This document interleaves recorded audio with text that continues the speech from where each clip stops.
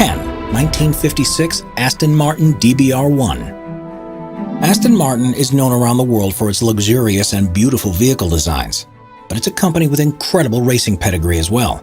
1956 saw the brand new Aston Martin DBR1 being produced for the World Sports Car Championship, and the model would go on to become world famous for winning the Le Mans 24-hour race in 1959.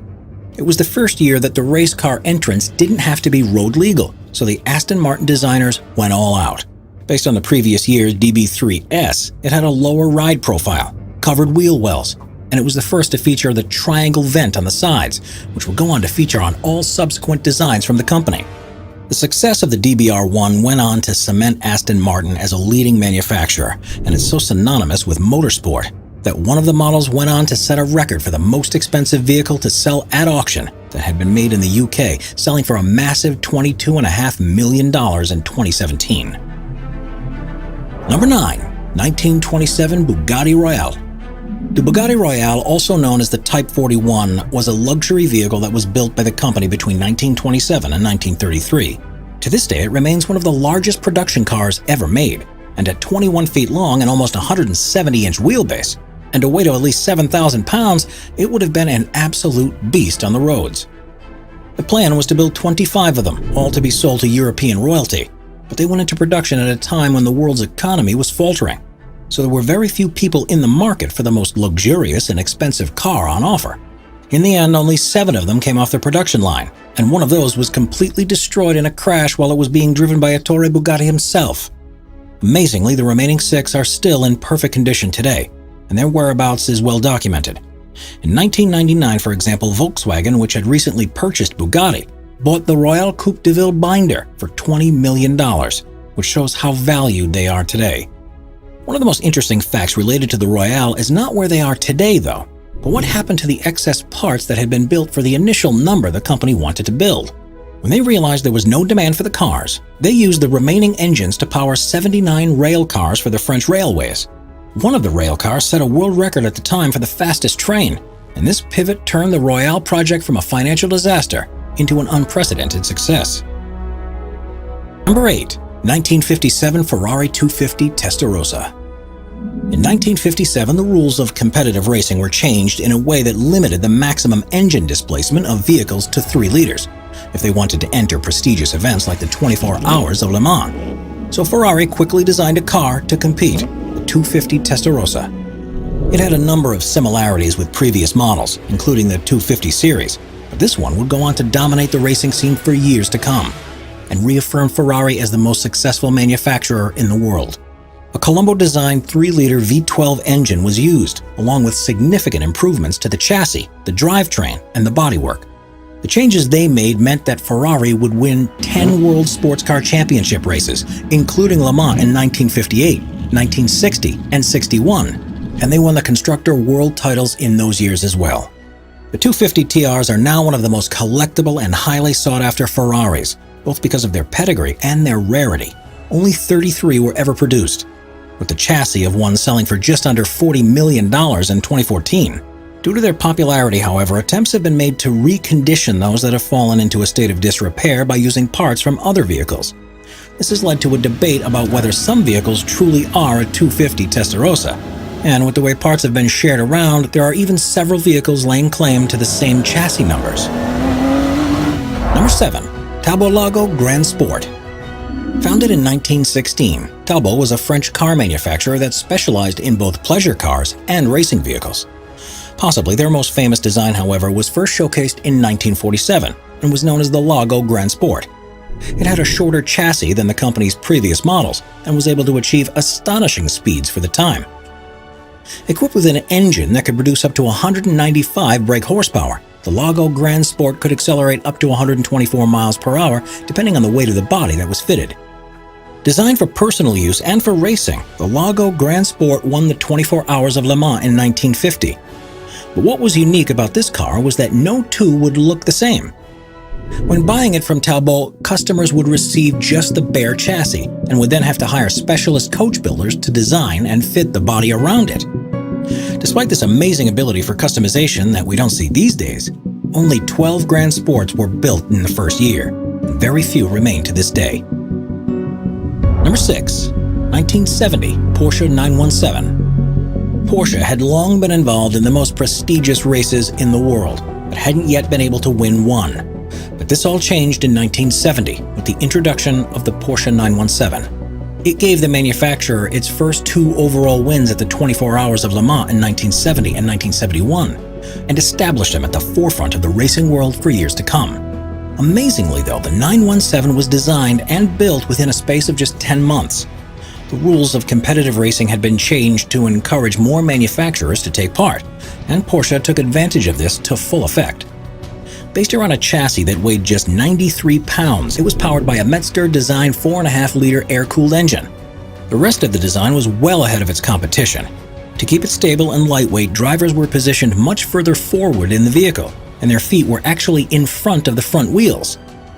The body was made from new materials such as titanium, magnesium, and various alloys, and there were a number of innovations to keep weight to an absolute minimum.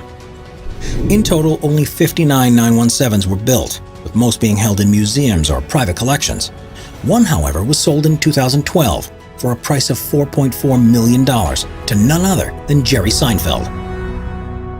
Number 5. 1954 Oldsmobile F88 GM concept car.